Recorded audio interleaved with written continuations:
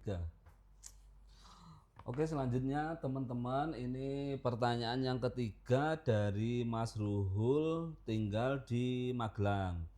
Halo Mas Riko, salam kenal. Salam kenal, Om Ruhul. Om Ruhul ya. Saya mau tanya nih Mas, bagaimana pendapat Mas Riko tentang keperawanan? Nah, jika dari sudut pandang laki-laki yang sedang mencari istri, dia takut istrinya nggak perawan. Jadinya banyak pikiran inilah itulah, akhirnya malah jadi takut menikah. Ini pertanyaan pertama. Pertanyaan kedua, saya punya pasangan tapi LDR, hubungan kami baik-baik saja, mesra romantis. Tapi beberapa bulan belakangan pasangan saya berubah sikap. Jadi saya lebih cuek jika dihubungi slow respon. Sudah jarang kasih kabar. Dari situ pikiran saya kalut, rame, nggak karuan mikirin segala macam, muncul suara-suara di kepala. Panjang banget nih pertanyaannya. Ya, yang pertama dulu aja. Iya, tanya. Ini tak cut dulu pertanyaan kedua ya karena panjang. Ya silakan yang Nah, pertama tentang keperawanan. keperawanan. Nah, ini kan topik yang cukup sensitif kan kalau di wilayah kita kan. Mungkin agak perhalus sedikit lah. Jadi gini, sekarang tak tanya balik lah. Kalau cowok body count-nya itu banyak, dia dianggap keren atau hina? Body count apa? Body count itu jumlah orang yang disetubui. Semakin banyak jumlah cewek yang disetubui, cowok itu semakin keren atau semakin hina? Buat cowok. Hina. Di masyarakat. Hina. Semakin dipandang keren atau hina? Hina. Cowok. Hina. Misal Umari nih, Umari waktu muda. Pacarnya banyak. Pacarnya banyak, berarti kan paling enggak seksnya kan dengan banyak wanita kan. Iya. Itu dianggap keren di tongkrongan atau enggak?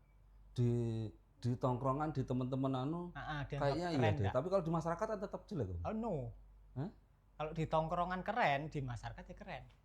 Tongkrongan itu adalah unit terkecil dari masyarakat. Oh. Pasti sama. Tongkrongan itu kan kayak teman-teman sebaya gitu. Dianggap keren kan? Iya, kayaknya kita lebih ini. Lebih merasa powerful kan? Iya kan? Iya enggak lo? Nah, artinya, nah sekarang tak balik. Kalau cewek body count-nya itu banyak, dianggap hina atau keren? Kalau cewek nih, hina kan? Entah itu di tongkrongannya, antara cewek-cewek, entah itu antara cowok-cowok.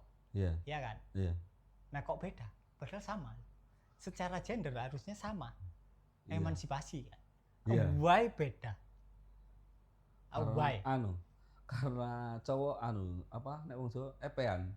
Epean itu apa? Pengen menang sendiri. Nah, berarti dogma keperawanan yang buat siapa?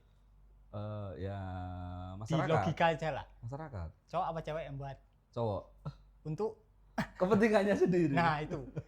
Yang jawab bukan aku ya, yang jawab adalah Umari yang mewakili penanya. Jadi intinya adalah dari situ kita tahu bahwa budaya di dunia kita, di bumi itu lebih ke patriarki. Artinya cewek ada di bawah cowok. Kemudian oleh ibu kita Kartini agak disetarakan. Kalau dulu cewek kan harus di dapur, harus masak, nggak boleh kerja, nggak boleh sekolah. Nah zaman sekarang udah agak lumayan nih. Kerja boleh, kemudian sekolah boleh. Tapi ada satu hal yang itu belum setara, yaitu tentang seksualitas. Kalau cowok nggak perjaka, keren, sangat-sangat keren. Kalau cewek nggak perawan, itu adalah orang yang hina. Nah ini agak aneh. Secara value harusnya sama, tapi kok beda. Nah berarti ada unsur politik di situ. Entahlah apa. Kalian yang bisa melihat seluas-luasnya, terserah kalian. Kalian artikan masing-masing. Intinya ada sebuah agenda di situ. Kalian yang bisa melihat. Aku nggak akan ngomong panjang lebar di situ. Intinya adalah, aku tanya ke kalian yang cewek lah. Kalian rela nggak keseluruhan value kalian itu disamakan dengan selaput darah? Yang bisa sobek, sekali sobek selesai. Kalian rela nggak? Misal Umari cewek nih. Enggak deh. Harga diri sampean tak samakan sama selaput darah. Enggak dong. Ya kan itu masalah kerelaan kalian kan. Nah kalau urusan masyarakat ya biarlah mereka bergerak dengan caranya sendiri. Yang penting kalian. Intinya itu. Kalau bagiku ya keperawanan nggak penting. Intinya itu. Karena value kalian, harga diri kalian bukan hanya sebatas dengan disamakan dengan selap udara yang bisa sobek. Kalau kalian sepedaan aja kemudian nabrak itu bisa sobek kok. Jadi tidak ada Iya betul. value yang benar-benar benar di situ. Perawan itu buruk, perawan itu baik. Nggak ada value yang benar-benar benar yang bisa dianggap kebenaran di situ. Dan cowok pun kayaknya jangan egois ya. Dia meminta apa ceweknya perawan, dia sendiri kelakuannya nggak karu-karuan kan. Oh ya itu. Nah, kan kampret itu. Biasanya kan gitu kan. Iya. Biasanya kan ada inilah kata apa? Meme. Apa itu? Meme yang kayak gini. Seburuk-buruknya pria, dia Iya. pasti akan memilih wanita yang baik. Iya. Iya kan? Iya. Nah, kok enak gitu loh. Kenapa ceweknya nggak boleh apa namanya? Melakukan hal yang sama. Melakukan hal yang sama. Iya. Why cowoknya boleh, why ceweknya enggak? Lah ini kan aneh. Kampret ini Berarti pria-pria kan ini. selama beberapa zaman cewek ini sudah dimatikan secara apa ya? Secara subtle lah sama pihak yang cowok. Karena Iya, mungkin iya. ada ketakutan. Karena secara potensial kalau kita baca-baca jurnal di luar negeri atau baca-baca buku spiritual, kita akan tahu kalau potensi cewek untuk memimpin itu lebih besar daripada potensi cowok untuk memimpin ya. Untuk memimpin kalian butuh pandangan yang luas. Dan secara visual pandangan cewek itu lebih luas. Secara visual aja, secara anatomi nih. Contoh gini lah. Kalian suami punya istri. Kalian kehilangan kunci mobil. Yang bisa nemuin itu istri kalian. Padahal kuncinya di depan, tapi kalian nggak ngelihat. Pernah ngalamin? Sering kan? Nah dari situ aja udah kelihatan bahwa wanita sudut pandangnya itu lebih luas. Dia bisa melihat apa yang tidak bisa dilihat pria. Misal kalian punya masalah nih, kalian perlu tanya ke istri kalian. Kira-kira yang miss di sini apa? Biasanya dia akan tahu. Makanya hubungan yang baik dalam rumah tangga adalah komunikasi yang baik antara pihak istri dan pihak wanita. Dan pihak pria, karena ada yang biasanya miss di pihak pria itu bisa dilihat oleh yang pihak wanita. Apa yang miss di pihak wanita itu bisa dilihat sama yang pihak pria. Nah itu yang penting. Kalau keperawanan ya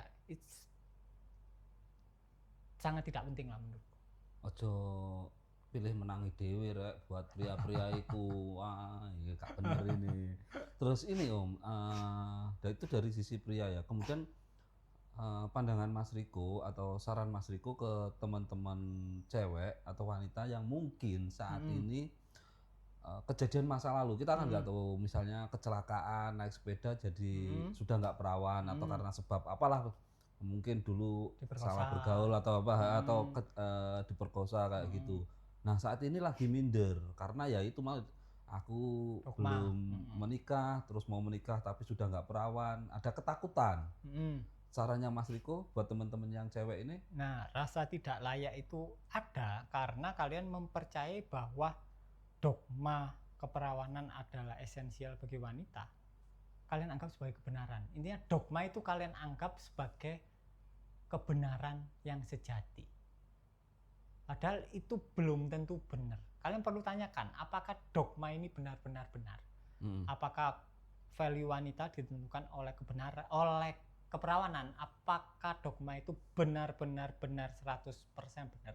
Atau cuma asumsi manusia saja? Nah dari situ mulai muncul nih, oh ternyata cuma asumsi. Kita akan sadar sendiri kalau kita meragukan dan mulai bertanya ke dalam diri kita sendiri. Kita perlu bertanya, ini kira-kira benar atau enggak benar? Ini pasti benar enggak? Itu yang perlu kita tanyakan. Misal kita ada ketidaklayakan karena ada dogma keperawanan ini adalah hal penting bagi wanita yang menentukan harga dirinya. Kita perlu tanya, statement ini benar-benar benar 100% atau enggak? Kita akan jawab, kita akan bisa jawab. Enggak, mungkin enggak. Masalahnya kebanyakan dari kita itu takut untuk meragukan sesuatu. yang dari kecil udah dijajalkan kepada kita. Oh. Nah, itu kan Iya. ajaran dari kepercayaan kan. Iya. Kalian nggak boleh meragukan ajaran kalian nggak boleh meragukan statement masyarakat, kalian nggak boleh meragukan value masyarakat, kan gitu kan. Tapi untuk mencapai pencerahan atau kebebasan, entah itu kebebasan dari diri fiksi, entah itu kebebasan mini dari anxiety, dari kegelisahan, dari kemarahan, itu adalah mulai meragukan. Berarti kan ada value yang salah kan, sehingga kalian muncul rasa nggak nyaman. Nah, itu perlu kalian ragukan. Jadi awal dari kebebasan itu adalah keraguan. Ketika kalian mulai meragukan kepercayaan kalian mulai mempelajari kepercayaan lain. Oke, iya. Kemudian kalian mempelajari semua kepercayaan dan kalian mulai melihat, oh ternyata semua kepercayaan itu sama. Hanya saja selama ketika aku belum meragukan kepercayaanku, aku salah memahami. Ternyata semua kepercayaan adalah sama. Ternyata Islam, terus Kristen, Buddha, Hindu itu adalah pesan yang membawa pesan satu yang sama, bahwa ujung dari perjalanan adalah fana. Ujungnya pasti sama. Nol. State nol. Ujungnya sama, mau itu Buddha, mau itu Hindu, mau itu Islam, ujungnya sama. Hanya Menuju mereka kefanaan. memakai kata-kata yang berbeda, tapi ujungnya sama. Kalau di Islam mungkin ikhlas, pasrah, itu kan. Kalau di Buddha anatta, tanpa diri, sunyata. Kalau di Zen ya tanpa diri. Intinya sama. Semuanya membawa pesan yang sama, hanya saja di awal kalian perlu meragukan. Karena ada beberapa hal-hal dogmatis yang itu adalah tambahan dari masyarakat, yang sebenarnya nggak ada di ajaran itu. Nah, itu yang perlu kalian ragukan. Siap, ya.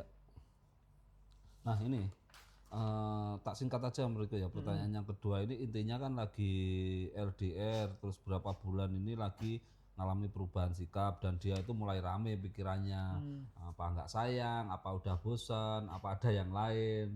Nah, dia itu langsung nyesek dan panas di dada, mau ngapa-ngapain jadi nggak enak. Saya takut dia udah nggak sayang dan meninggalkan saya. Mohon petunjuknya Mas Riko dari kedua pertanyaan itu, kira-kira apa yang harus dilakukan. Untuk pertanyaan yang pertama sudah Mas ya, terus ini yang kedua. Jadi ini pikiran kita itu menunjuk ke identitas kita atau menunjuk ke perasaan kita. Nah, kalau pikirannya kayak gitu, oh apa dia udah ada cewek lain ya, apa dia udah nggak cinta aku, berarti kan identitas intinya adalah diri yang merasa tidak dicintai kan. Nah, itu panjang urutannya. Nah, kalau kalian ikut workshop atau privat menurutku lebih enak sih. Intinya kalian perlu menyibak identitas inti kalian, kemudian disadari. Itu. Intinya itu. Itu ya Mas, siapa tadi? Ruhul. Dari Mas Ruhul di Magelang. Semoga membantu ya jawabannya dari Mas Riko. Yang pertanyaan pertama tadi jawabannya Mas Riko udah detail sekali teman-teman, dan juga buat teman-teman cewek bisa jangan berkecil hati. Oke. Untuk Mas Rihul, jika mau ngubungin saya tanya-tanya workshop, WA ke 0852 304 45019 atau cek di deskripsi video ini. Terima kasih Mas Riko ya. Sama-sama.